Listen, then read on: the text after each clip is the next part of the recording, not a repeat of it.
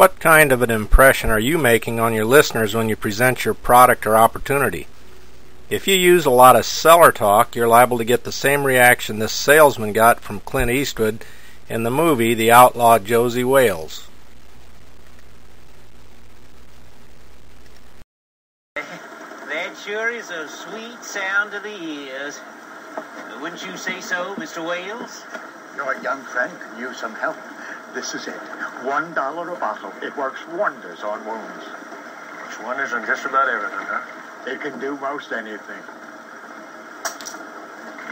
Up to the sting.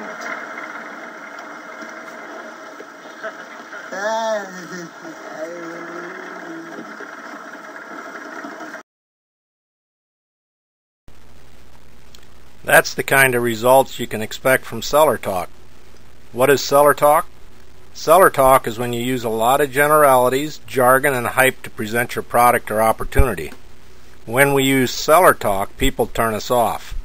Their eyes glaze over and they suddenly remember that they've got something else they just have to do.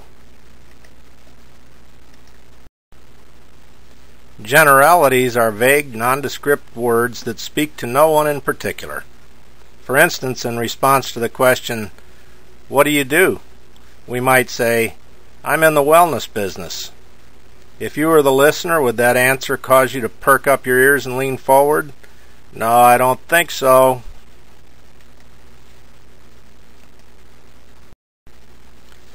Jargon, sometimes known as technobabble, is the use of technical terms, scientific names, names of products, name of the company, names of diseases, or any word that a 12-year-old wouldn't understand.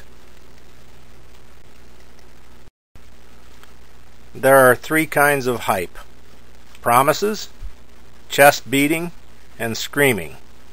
Would you agree that the patent medicine salesman in Josey Wales used a little hype in talking about his product? Promises are when you tell your prospect that something good is going to happen to them in the future if they buy your product. For example, "You will wake up feeling refreshed," or "You will lose weight with our product." Chest beating is bragging about your product, especially in comparison to other products. "Yours is the most wonderful, the greatest, and most fabulous product out there. Nothing else even comes close." Screaming is another kind of hype. It's the use of overstatement and exaggeration. For example, "Why, we've had some of our customers tell us that they've been mistaken for their own daughters after using our skincare products." Or how about this one? "This program turned our son completely around. He was failing algebra at school, but now he's getting straight A's." Now what? Okay, so you don't want to use seller talk anymore, and you've taken out all the words in your presentation that are seller talk. What's left? What could you say instead? Well, how about telling a story, a real one, like your own, instead of trying to impress someone by repeating the cliches of technobabble you've heard? What if you tell your personal, authentic product story? The assumption behind this strategy is this: there are others out there who will want the product for the same reasons you did. After all, aren't there people who might want a product that could maybe do for them what it has for you?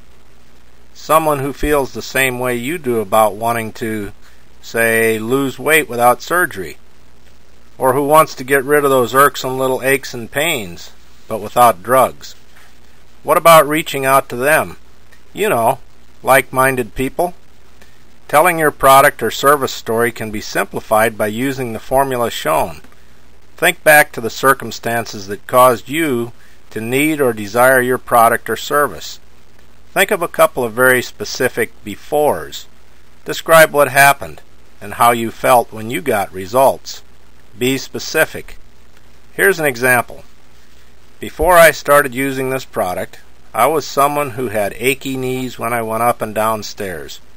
8 months ago I fell down the steps and hurt my knee, and ever since I had to have therapy because it hurt so bad. My doctor gave me some drugs which helped, but they gave me stomach problems, and I was worried about other side effects. Then I tried this new cream and rubbed it on my knee, and almost right away I noticed the pain in my knee was almost gone. I immediately stopped the drugs, and 1 week later I stopped the therapy.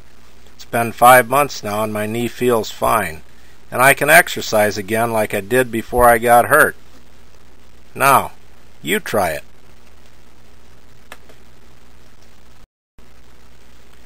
Remember, people do business with people they know, like, and trust. Ditch the seller talk and be authentic, and you should see a great improvement in your results.